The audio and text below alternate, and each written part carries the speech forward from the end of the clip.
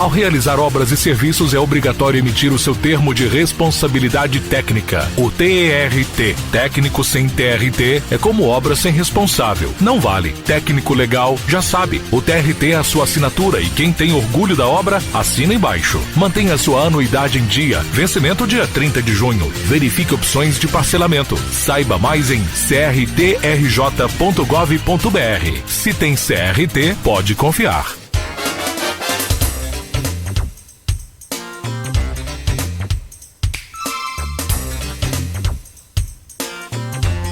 8h53 em Campos, de volta com o Folha no Ar, primeira edição. Hoje, segunda-feira, estamos recebendo a Odisseia Carvalho, que é presidente do PT no município de Campos e é professora também, já foi vereadora e é pré-candidata à Prefeitura de Campos. Pré-candidata, né? Nessa condição que a gente coloca sempre, em respeito a 9.504.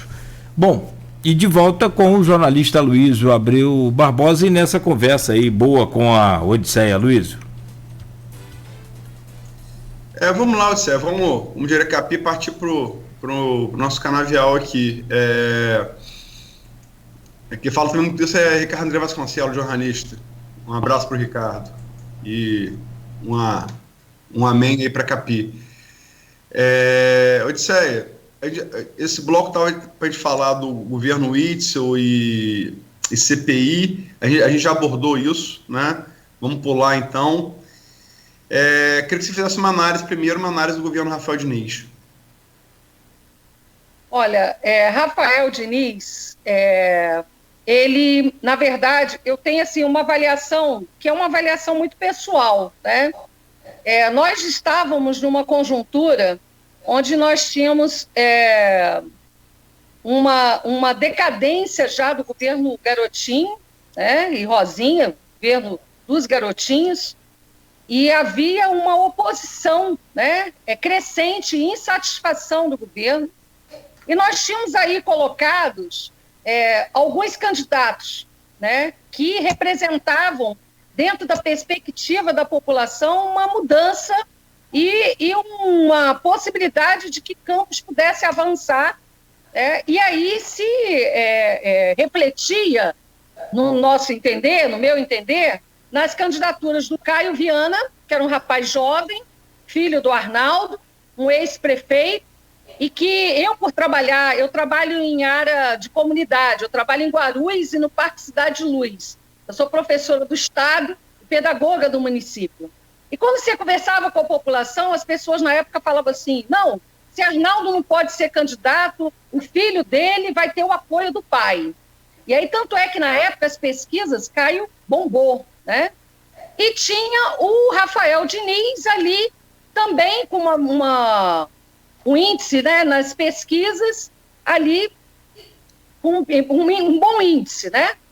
E aí você tem aquela manifestação de Arnaldo de não apoiar o filho, apoiar o seu arqui-inimigo, que na época era o Pudim, né, que foi, e aí você vê a migração dos votos que seriam para Caio, todos irem para Rafael, e ele com um discurso, né, ele foi um vereador atuante, né, de oposição, com o discurso da mudança, do novo e da mudança. Prometeu o que não pôde cumprir. Então, o governo hoje, né, de Rafael Diniz, ele, quando se inicia, ele ataca principalmente a população mais pobre. Ele retira a passagem social, que foi uma promessa de campanha que ele não faria, aumentando os custos do trabalhador e da trabalhadora e da população campista. Ele retira o restaurante social, e aí eu queria falar sobre o restaurante social, o restaurante popular, que era um restaurante que atendia não só a população mais pobre do nosso município, como também os comerciários dali, da região, as pessoas que trabalhavam no comércio. Pessoas que, muitas das vezes, elas não recebem um salário mínimo, né, um salário, eles trabalham por comissão. Então, tinham várias mães de alunas que falavam assim: olha, professora, eu recebo por comissão. Então, às vezes, eu recebo 300, 400, 500 pela comissão. Então, eu almoço no restaurante popular a R$1, comida de qualidade. Então, quer dizer, além de estudantes. E isso foi um caos absoluto, porque o gasto com o restaurante popular era um gasto que podia ser revertido para a agricultura familiar, compra direta dos nossos pequenos agricultores, da agricultura familiar, ou seja, tinha mecanismos de se resolver essa situação. O que nós vimos foi o aumento ali no Jardim São Benedito, que vocês presenciaram isso, de pessoas, né, ali comendo café da manhã, almoço e o lanche da tarde, quer dizer, e o aumento da população de rua. Então, são coisas como essa. Além disso, o corte em projetos sociais. O governo Rafael Diniz, ele teve um grupo de apoiadores, né? Não só os servidores públicos que o apoiaram, que foi maciçamente, que havia promessa, né, da garantia do serviço dos servidores públicos, né, efetivação, valorização, discurso esses que acabaram caindo por terra. Nós estamos há 5 anos sem receber reajustes. O nosso plano de carreira não está implementado. Então, nós temos hoje, se não me falha a memória, cerca de 47% da folha salarial para pagar os funcionários. E fora o inchaço de RPAs que estão há 5 meses sem receber, diga-se de passagem, de cargos comissionados e de secretarias. Ele tentou, na nossa avaliação, ter um verniz de esquerda, trazendo técnicos, pessoas competentes, inclusive de universidades, mas não deu estrutura para essas pessoas trabalharem. A Sana, que é da UENF, uma excelente profissional, excelente, uma técnica com a visão de sociedade, de mundo progressista, que não conseguiu atuar dentro da Secretaria de Assistência Social. Não conseguiu. Não conseguiu fazer o trabalho que ela teria capacidade de fazer. O próprio Brandi Arenari, dentro da Secretaria de Educação, também colocado como uma visão progressista, não conseguiu fazer o que tinha que fazer, muito pelo contrário. Agora nós temos indício aí de suspeitas em relação à questão da merenda escolar. Agora nós estamos na educação com um caos absoluto de 867 professores que tiveram seus contratos suspensos. E por isso eles não podem receber o auxílio emergencial do governo, não podem receber o seguro-desemprego. Essas pessoas estão passando fome. Então, deixa eu aproveitar esse gancho seu para colocar as perguntas do grupo aqui, da educação, que é a sua área, né? Você é uma educadora. Aqui no grupo do programa e do blog Opiniões. Do Tiago Navarro, do Movimento Renova BR. Aproveitando a formação da prezada Odisseia e também a atuação dela no CEP, gostaria de perguntar qual é a fotografia da educação no município? Para onde estamos caminhando? O que tivemos de bom no governo Rafael Diniz e o que precisa melhorar? Pois é, eu considero que na questão da educação foi um desmonte total. Tá? As nossas escolas continuaram sucateadas. As reformas que tiveram nas nossas unidades escolares foi na base da pressão do Ministério Público. A doutora Anique, junto com os sindicatos, fizemos várias reuniões, inclusive com a Defensoria, para que essas obras pudessem sair do papel. Não existe um planejamento a curto, médio e longo prazo dentro desse governo na construção de novas escolas e reformas das que existiram, que existem e que precisam ser reformadas. Ali na Penha, tem uma creche que ao lado dela funcionava o antigo CSU. um espaço do município que está lá jogado, que hoje entram pessoas para fazer uso de drogas e tudo, e moradores de rua, e que poderia ser ampliado essa creche e o número de vagas nessa creche. É uma propriedade do município. Eu estou citando um exemplo. A escola Arthur Costa e Silva, em Guarulhos, só saiu do papel porque o Ministério Público interviu. Estava direto, sem construção das obras. Escolas do campo fechadas, foram fechadas no governo Rafael Diniz. Sem falar, como eu estava relatando, a questão do reajuste, que nós estamos há 5 anos sem reajuste, nenhum salarial, não é aumento, não. Estou falando de inflação, de reajuste. Nós também, a outra questão, a contratação de vigias nas nossas escolas. As escolas municipais estão sendo roubadas, assaltadas, fora a violência em torno dessas escolas. Então, quer dizer, é de caos. Nós temos hoje, como eu falei, os 864 professores de contrato suspenso, passando necessidade, fome, e o sindicato ajudando e pessoas da população com cestas básicas. Nós temos a retirada de gratificações, né, dos nossos professores alfabetizadores, os RETs, né, que é um sistema de complementação salarial também retirada.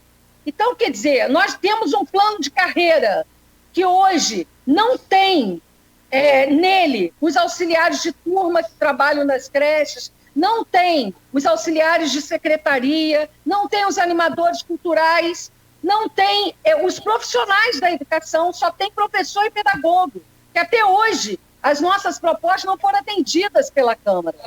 Então, é de caos, é de caos. Nós não podemos aceitar uma educação pública com este perfil. A eleição de diretores saiu agora, no apagar das luzes do ano passado, e assim mesmo abriu margem, né, porque a nossa proposta do sindicato era de que não tivesse abertura para pessoas da comunidade participarem, mas apenas servidores públicos concursados. Foi aberto. A nossa sorte é que nós fizemos uma campanha maciça junto aos nossos servidores, e aí sim, hoje praticamente 70% dos diretores eleitos são servidores, mas 30% são pessoas que não têm vínculo com a prefeitura. Apesar de algumas escolas funcionarem com essas pessoas, funcionam, mas a gente não quer exceção, a gente quer uma regra. Então, são questões como essa que não tem jeito. Deixa eu partir para a pré-candidatura, senão a gente 9h06 e já passou do final do programa e não falou da pré-candidatura ainda. Não podemos falar de proposta. Isso. Por óbvio, nos é vedado pela legislação eleitoral, né? E aqui a lei se cumpre, não se discute, se cumpre. Pode até se discutir, mas cumprindo, né? A pergunta feita aqui em relação à sua pré-candidatura, tanto pelo Alexandre Buchaú, que também chegou a ser pré-candidato a prefeito, mas não encontrou partido e acabou abandonando, anunciou a pré-candidatura e abandonou ela, a prefeita aqui no Folha no Ar, e também complementada pelo Marco Alexandre Gonçalves, que é estudante de Direito da UF Niterói, né, mas campista. Considerando ser os gastos com a folha de pagamento do funcionalismo, falando de Campos, né, a maior fatia de comprometimento do orçamento, podemos esperar alguma espécie de ajuste fiscal que promova uma reforma administrativa com impacto na redução dos gastos com o pessoal? Podemos esperar uma gestão petista mais como Maricá e menos como o governo Dilma? Essa questão do ajuste fiscal, acho que é uma coisa interessante, que ele vai ter que ser feita, mas não nos moldes do governo que a gente considera do governo Rafael Diniz, que é um governo liberal, né? Nós temos que fazer um ajuste fiscal preservando os serviços essenciais e as políticas necessárias para a população. Por isso, tem que fazer um fortalecimento do setor de obras, logística, do comércio, investimento público, para que possamos para mim, é a única saída para a manutenção dos empregos na nossa cidade, né? E aí, quando você fala de Maricá, eu não posso, assim, é lógico que não dá para comparar um governo federal com um governo municipal, mas Maricá, por exemplo, ela tem hoje uma atuação, um excelente, no meu entender, e não é só eu que estou falando, a Firjan, né, recentemente colocou que Maricá está entre uma das 100 melhores prefeituras na gestão fiscal. Por quê? Porque investe em infraestrutura, investe em políticas de renda mínimas, né? Investe, por exemplo, eles têm lá a questão do vermelhinho, que são os ônibus gratuitos para a população de Maricá. Isso também agora em São João da Barra também foi adotado essa política. Tem uma moeda chamada Mumbuca, que é uma moeda social que circula dentro do próprio município de Maricá, quer dizer, fazendo uma geração de recursos e dinheiro dentro do município. Então, quer dizer, são políticas como essas que a gente, na verdade, tem como implementar, né, de investimento em projetos e programas sociais, infraestrutura e mobilidade urbana, na saúde, na educação, na geração de empregos. Então, o ajuste fiscal não pode deixar de estar atrelado a essas condições da população. E o que a gente vê hoje no governo de Rafael Diniz? O governo de Rafael Diniz, ele ainda tem, o orçamento foi, se não me engano, na faixa de 1 bilhão e 800 milhões, né? E aí, com a queda dos royalties, chega a 1 bilhão, 1,5 bilhões, né? 1 bilhão, 1,5 milhões. Então, em torno disso, ainda é uma receita, a segunda maior receita de cidades em média da população do Brasil. É a receita de capitais. Então, o que tem que se fazer, no nosso entender, para que houvesse realmente um corte não em programas sociais e não na população mais carente. Teria que enxugar a máquina. A primeira coisa é isso. É enxugar a máquina, a estrutura de cargos, de secretarias, de cargos comissionados, né? Então, teria que conversar com os lojistas, com a população, e o que ele fez não foi orçamento participativo, não, hein? Essas reuniões que ele fez aí pelos distritos não tinha a participação efetiva da sociedade civil organizada. É preciso ouvir a população de Campos para ver onde melhor aplicar o dinheiro que é de Campos. Então, nós temos, inclusive, eu não posso deixar aqui de falar, uma mão de obra qualificada nas nossas universidades e que são subaproveitadas. Esses especialistas que estão aí, que fazem pesquisas sobre o município de Campos, apontam diversas saídas para a área de mobilidade urbana, para a área social, para a área rural, para a área de habitação, e são subaproveitados.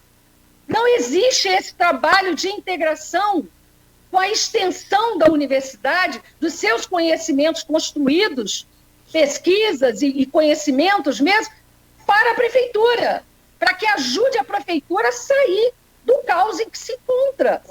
Então, quer dizer, nós precisamos fazer esse trabalho, e não foi feito. O governo de Rafael Diniz não foi feito. Eu entendo que ele teve apoiadores, né, da extrema-direita, da elite conservadora do município de Campos, e ele teve que responder a este apoio. A população, os servidores, eles respondeu de uma forma negativa, não dando reajuste. A população mais pobre que o apoiou, acreditando na mudança, também acabou sendo totalmente desprezado, né? A saúde no município de Campos, meu Deus. As pessoas não têm equipamento. Antes da pandemia, eu entrei no HGG, aquele hospital parece um hospital de guerra. De guerra. Eu fico assim, pensando nas pessoas que estão trabalhando lá, médicos, enfermeiros, técnicos de enfermagem, as pessoas, de uma forma geral, deve estar assim, angustiante. Os equipamentos ficam quebrados nesse momento de pandemia para fazer uma tomografia computadorizada. Se não faz uma vaquinha para fazer uma tomografia computadorizada em pessoas, pelos amigos, em pessoas que estão com Covid, como foi recente um companheiro nosso, estava morto. O cara estava com 50% do pulmão com Covid em um e 25% no outro. Com dedímero, que é um teste, que é para ver a questão da coagulação, o dedímero, que o normal é 500, estava em 6.500 e o cara não foi internado na Beneficência Portuguesa com todo esse quadro. Imagina! Então, quer dizer, falta isso, falta essa infraestrutura. Eu não posso deixar de falar aqui também dos nossos ônibus. Esses terminais que foram criados são cruéis. No início, você tinha que pagar 2 passagens para poder pegar o ônibus e ir até o terminal, para pegar uma van para ir para os distritos. Eu já vi pessoas chorando. Uma senhora, uma pessoa amiga, me ligou, falou: Odisseia, tem uma menina aqui, você tem como ajudar? A menina está aqui, ela está com uma criança de colo e a outra pendurada na saia. E ela não tem van que vai lá para um distrito de Campos. Eu falei: ajuda aí que depois eu te ajudo. Foi assim, pegou um Uber para voltar para casa. Odisseia, deixa eu fazer a última pergunta aqui me perdoe interromper, porque já passamos bem. Eu quero fazer só uma última pergunta aqui do grupo, do José Armando. Armandão, ô Cláudio. Sim. Parceiro aí do programa, parceirão, nosso amigo. A pergunta muito boa. Quando no pior momento de credibilidade, desgaste de imagem do PT, alguns de seus companheiros escolheram vias mais fáceis, abandonando o partido. Você permaneceu fiel e firme na base. 2021, caso seja eleita prefeita, acolheria esses companheiros, entre aspas, na sua administração? Olha, essas pessoas que acabaram saindo do Partido dos Trabalhadores fizeram, no nosso entender, a sua opção, né? A gente sabia do momento em que o PT estava sendo frontalmente atacado. A última eleição foi, assim, terrível mesmo. A gente era xingado nas ruas, né? De uma certa forma, esse antipetismo que se criou foi uma coisa muito, muito complicada. Mas eu entendo que nós temos muitos quadros competentes, né, para assumir aqui a administração no nosso município, e muitos, fora os especialistas, como eu falei, das nossas universidades. Eu acho que eu estaria aqui incorrendo em erros, mas eu quero citar alguns. O Zé Luiz Viana, um conhecedor do município de Campos, sobre a questão, né, do desenvolvimento de Campos. A professora Érica, né, fez um projeto lindo da UF, junto com as catadoras de resíduos sólidos, né, em cooperativas de catadoras. Nós temos a professora Ana Costa, da área da assistência social. Nós temos o professor Roberto Moraes, Luciano D'Angelo, na área da economia, da fazenda. Nós temos o Hélio Nomal na área do saneamento, né? O Zé Maria vem na área vem como pré-candidato a vereador, mas muito vai poder contribuir também, e fora os sindicatos. Então, quer dizer, nós temos muitos. Na área da saúde, nós temos pessoas competentes para estar ocupando esses cargos. Então, quadros é o que não falta para ocupar, né? Os quadros para ocupar no nosso governo, né, a administração pública. E com competência, unindo não só, né, a competência com a visão política social, porque não basta só a competência. Não podemos entrar nesta onda do tecnicismo. É um técnico, e pura e simplesmente. Tem que unir tudo. É o técnico, sim, é a competência, sim, mas com a visão política social de um governo que quer administrar a cidade para a população, né? Com a colaboração da população campista. É exatamente isso. Bom, Odisseia, passamos aí bem do horário de encerramento. Agradecer demais a sua participação, né? Ouvimos aqui todos os pré-candidatos a prefeito. Ouvimos, inclusive, o Zé Maria Rangel, quando era pré-candidato a prefeito. Acho que discorde ou concorde com as posições. A entrevista teve bastante audiência, teve bastante repercussão, né? E como eu estava falando aqui no intervalo, né, para político, né, falem bem ou falem mal, mas falem de mim. E dizer ao Gilberto Gomes, cujo nome me deu um branco no início, peço perdão a ele, eu esqueci, que deu uma entrevista aqui, que é um rapaz muito bom, né, do PT, um jovem liderança, muito... não concordo com tudo que ele pensa, mas assim, é um democrata, tem bom embasamento, é um quadro muito bom. E dizer que ele ganhou uma aposta, que eu falei que eu apostava que seria o Zé Maria, e aí ele anunciou que seria você. Então, assumi aqui de público, a gente fez essa aposta no dia 28 de janeiro de 2020, ele teve entrevistado aqui nesse programa, e ele ganhou, e você é pré-candidato a prefeito do PT. Obrigado aí pela presença. Um abraço. Eu queria, assim, agradecer e dizer também que o Partido dos Trabalhadores de Campos está tendo uma renovação da juventude fantástica, porque esses jovens estão vindo, muitos deles frutos dos programas sociais do governo, né, desses longos 13 anos do governo. Então, essa renovação é mais do que necessária. Então, o Gilberto faz parte, outros companheiros também, de mulheres, né, jovens, mulheres e adolescentes que estão vindo para ajudar na organização e reorganização. E, com certeza, estarão também na administração pública fazendo parte de todo esse processo. Nós temos, a juventude está maciçamente na organização hoje do Partido dos Trabalhadores em Campos dos Goytacazes. Então, eu quero agradecer.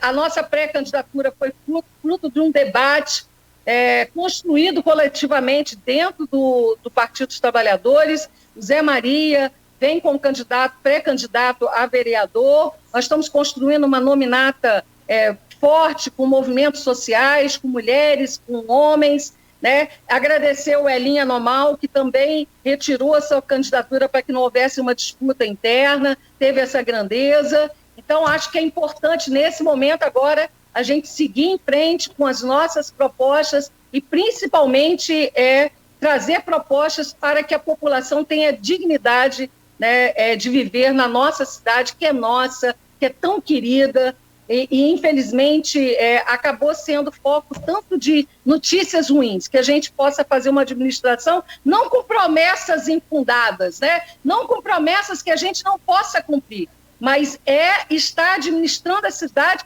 com coparticipação da população campista. Obrigado, Odisseia. Muito bom. Anunciar, se você me permite, claro. Amanhã o programa é democrático. Amanhã recebemos uma pré-candidata de esquerda aqui, vamos ter um representante da direita, né, do movimento UF Livre, o estudante universitário da UF, o Heraldo Duarte. Sim. Já teve aqui anteriormente um debate entre direita e esquerda, no público universitário de Campos, dos estudantes, com o Jonathan França Assis, e amanhã ele volta aqui sozinho para estar falando aí desse momento, sobre direita, sobre o governo Bolsonaro, sobre perspectiva também para a eleição municipal de Campos, né? Hoje é esquerda, amanhã é direita aqui no programa. Perfeito. Muito bom. Ótimo, uma ótima semana para você, Aloysio. Obrigado aí pela... hoje também, né, por estar conosco aqui no Folha no Ar, primeira edição. E obrigado mais uma vez ao Odisseia aí, continua conosco no vídeo aí. Um grande abraço para vocês, uma boa semana a todos. São 9h22 em Campos. Folha no Ar volta amanhã às 7h com o oferecimento dos laboratórios Plínio Bacelar e Clínica Proteus.